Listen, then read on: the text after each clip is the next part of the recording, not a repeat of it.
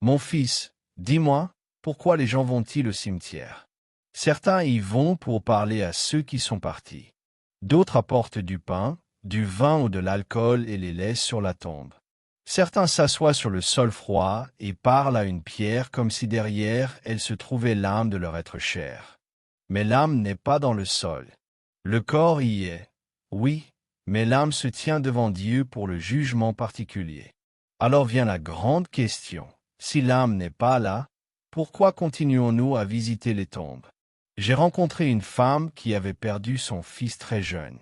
Chaque jour, oui, chaque jour, elle allait au cimetière. Elle s'asseyait par terre, parlait, apportait de la nourriture et pleurait. Elle croyait qu'il pouvait l'entendre. Mais avec le temps, j'ai remarqué quelque chose. Plus elle y allait, plus son cœur se vidait, car elle cherchait parmi les morts celui qui vit. C'est exactement ce que nous lisons dans l'Évangile de Luc 24. Quand les femmes se rendirent au tombeau de Jésus, l'ange leur dit: « Pourquoi cherchez-vous le vivant parmi les morts? Il n'est pas ici, il est ressuscité. » Ce message est encore vivant aujourd'hui. L'âme de votre être cher n'est pas dans la tombe, pas dans la terre froide.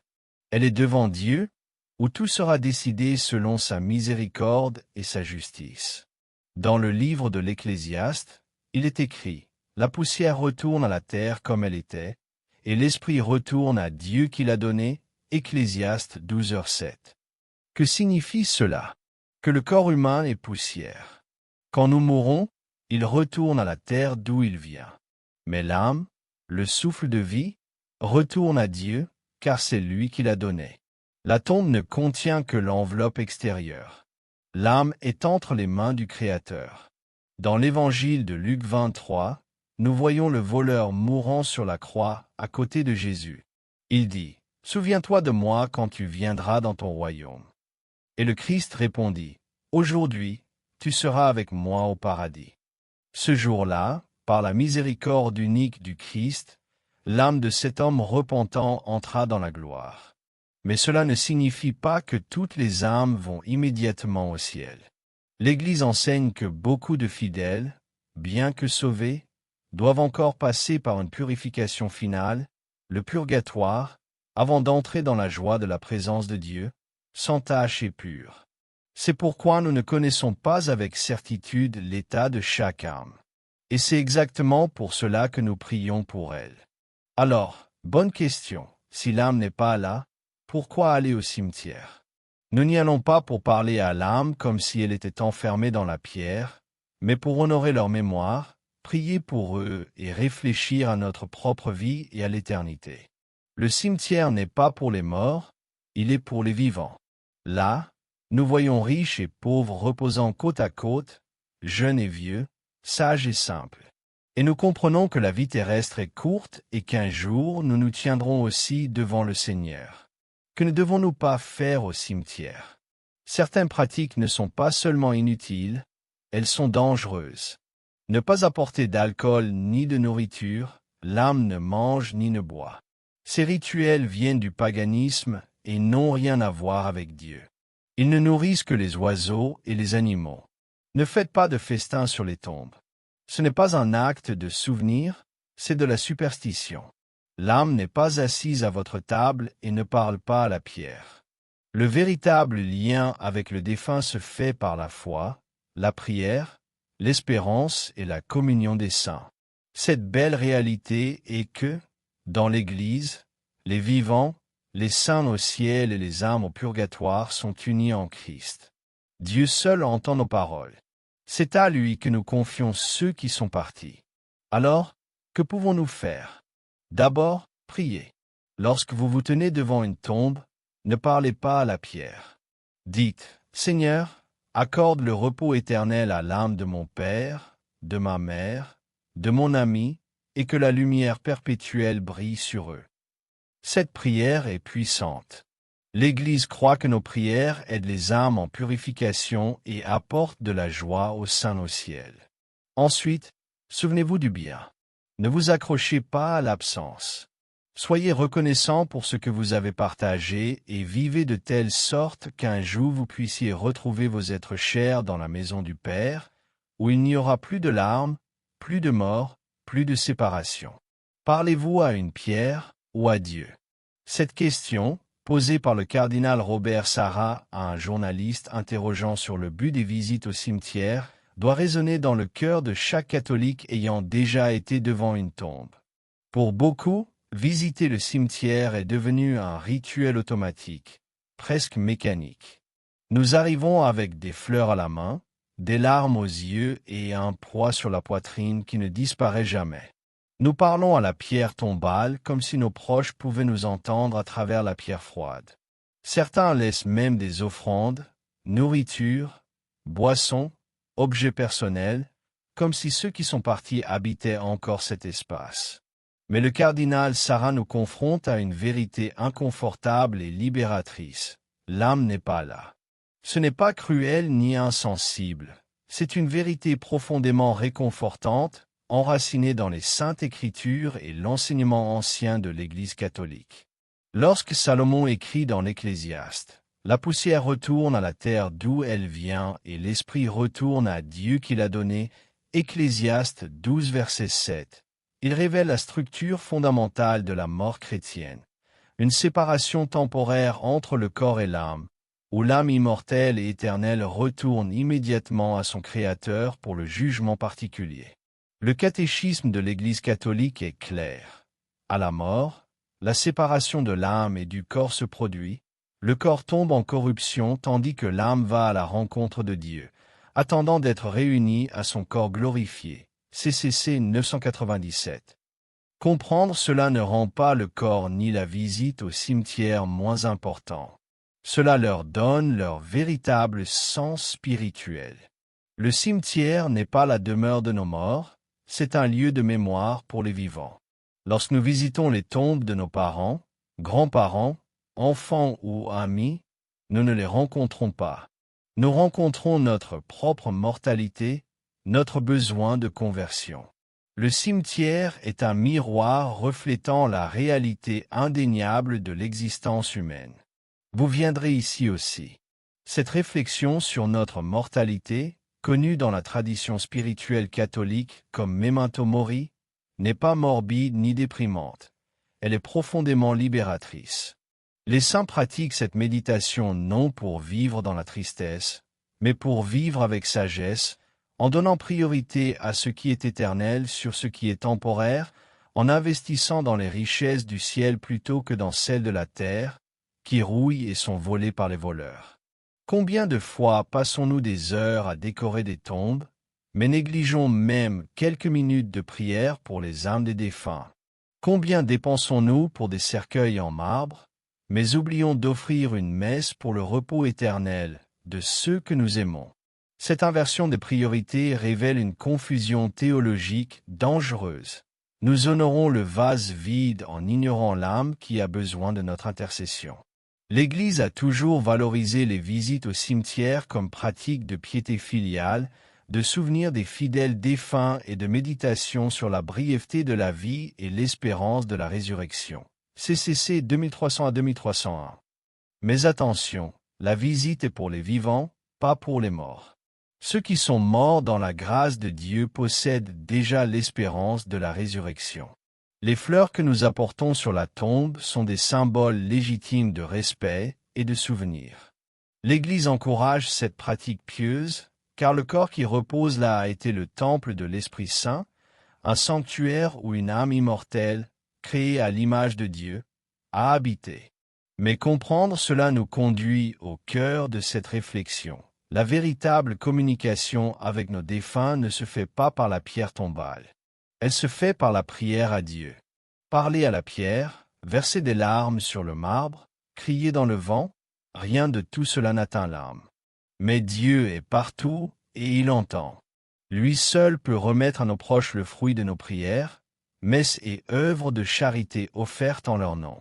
La doctrine catholique de la communion des saints est l'une des vérités les plus belles et consolantes de notre foi, mais aussi l'une des plus mal comprises. Beaucoup de catholiques, vivent comme si la mort érigeait une barrière impossible entre les vivants et les morts. Or, en Christ, nous sommes tous unis dans un seul corps mystique, qui transcende les limites de la vie et de la mort. Le catéchisme enseigne que l'union des membres de l'Église pèlerine avec les frères endormis dans la paix du Christ n'est en aucun cas interrompue.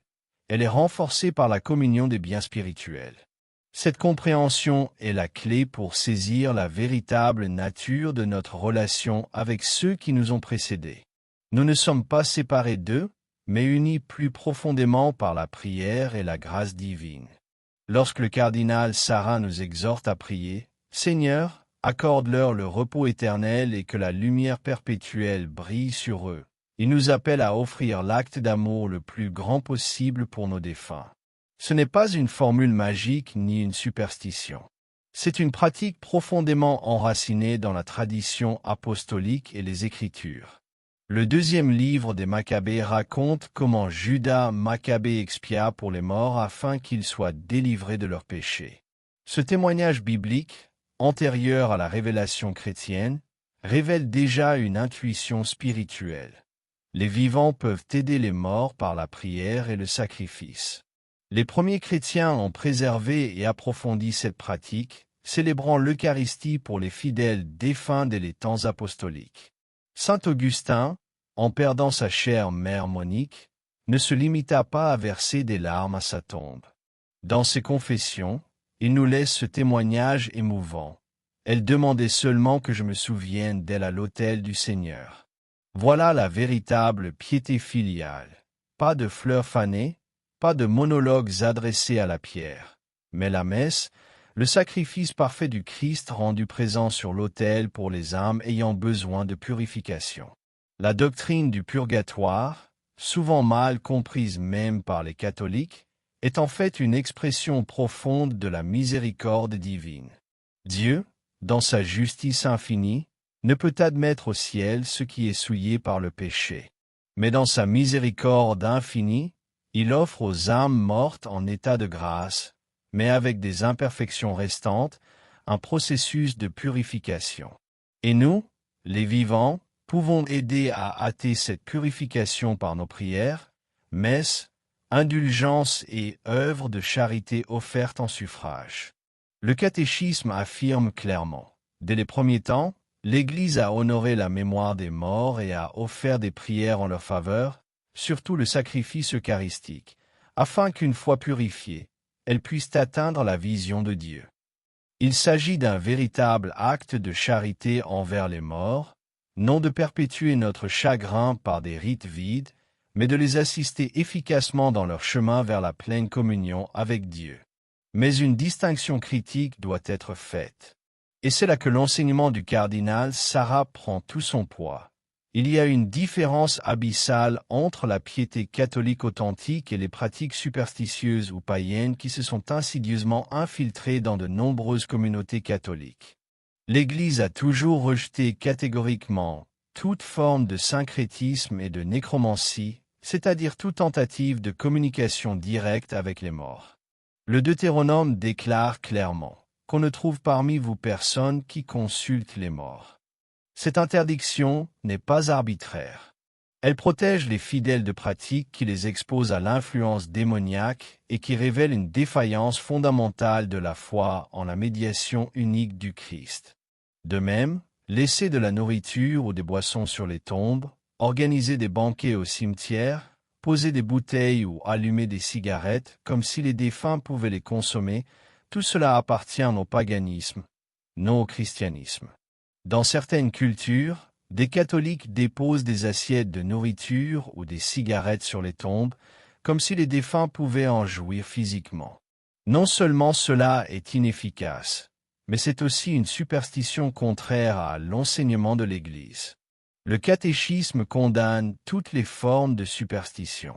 La superstition consiste à attribuer une valeur magique à des pratiques ou à des objets.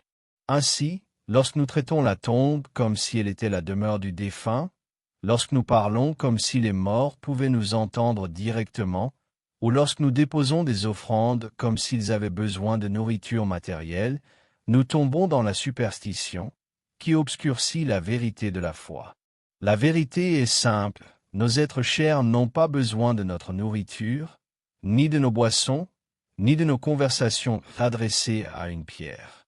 Ce dont ils ont véritablement besoin, c'est de notre prière, offerte à Dieu, l'unique médiateur entre les vivants et les morts. Sainte Thérèse d'Avila disait, « Quand je mourrai, ne perdez pas votre temps à pleurer sur ma tombe. Allez à la chapelle et faites célébrer des messes pour mon âme. » Voilà la sagesse des saints, savoir donner la priorité à l'essentiel plutôt qu'au sentimental. Cela ne signifie pas qu'il faille se durcir ou refouler la douleur. Le deuil est naturel, profondément humain et même nécessaire. Jésus lui-même pleura devant le tombeau de Lazare, bien qu'il sût qu'il le ressusciterait. Le chagrin est un passage nécessaire pour apprivoiser la perte. Mais il ne doit pas devenir un culte des morts qui nous empêche de réellement les aider. Combien de familles dépensent des sommes considérables pour des tombeaux ornés, mais n'offrent jamais une seule messe pour le repos de l'âme? Combien passent des heures à parler à leurs défunts au cimetière sans jamais prier un seul chapelet, sans offrir une communion, sans poser un acte de charité en leur nom? Cette inversion des priorités, c'est précisément ce que le cardinal Sarah nous invite à corriger. Visiter les cimetières peut et doit rester une pratique sainte, mais avec la juste compréhension de sa signification. Nous n'y allons pas pour rencontrer physiquement nos morts, mais pour nous souvenir d'eux en présence de Dieu, pour méditer sur notre propre mortalité et renouveler notre engagement à prier pour eux. Les fleurs que nous apportons sont des symboles d'un souvenir affectueux et d'une espérance en la résurrection des corps. Mais le véritable don que nous offrons à nos défunts ne se dépose pas sur la pierre. Il se présente sur l'autel, dans le sacrifice eucharistique du Christ. Nous voici au cœur même de la foi chrétienne, en ce qui nous distingue radicalement de toutes les autres religions et philosophies. La certitude de l'espérance en la résurrection des morts. Ce n'est pas une croyance secondaire ni facultative du christianisme. C'est le fondement sur lequel repose toute notre foi. Comme l'écrit saint Paul, si le Christ n'est pas ressuscité, notre prédication est vaine et votre foi aussi est vaine. 1 Corinthiens 15 verset 14. Lorsque nous comprenons réellement la doctrine de la résurrection, notre regard sur la mort et sur les cimetières change complètement. La tombe cesse d'être un lieu de désespoir et devient un lieu d'espérance. La séparation causée par la mort n'est plus perçue comme définitive, mais comme temporaire. Le corps qui repose là n'est pas abandonné à jamais à la poussière. Il dort, dans l'attente du jour glorieux de la résurrection finale. Le catéchisme de l'Église catholique nous enseigne. Nous croyons fermement et nous espérons que, de même que le Christ est vraiment ressuscité des morts et vit pour toujours. Ainsi après la mort les justes vivront pour toujours avec le Christ ressuscité et qu'il les ressuscitera au dernier jour. CEC 989. Si cette réflexion a touché votre cœur et vous a aidé à voir différemment votre rapport à la mort et à vos êtres chers disparus, je vous invite à vous abonner à cette chaîne, à activer la cloche de notification pour ne manquer aucun message à venir et à laisser un j'aime afin que cette parole atteigne davantage d'âmes qui ont besoin de cette vérité libératrice. Partagez-la aussi avec vos proches et vos amis qui pourraient bénéficier de ce message de foi et d'espérance. Je vous remercie profondément d'être restés jusqu'à la fin de cette méditation. Que Dieu vous bénisse, vous et tous vos êtres chers, vivants et défunts, et que la lumière éternelle brille sur nous tous dans le royaume éternel. Jusqu'à la prochaine vidéo, vivons toujours dans la lumière de l'éternité. Amen.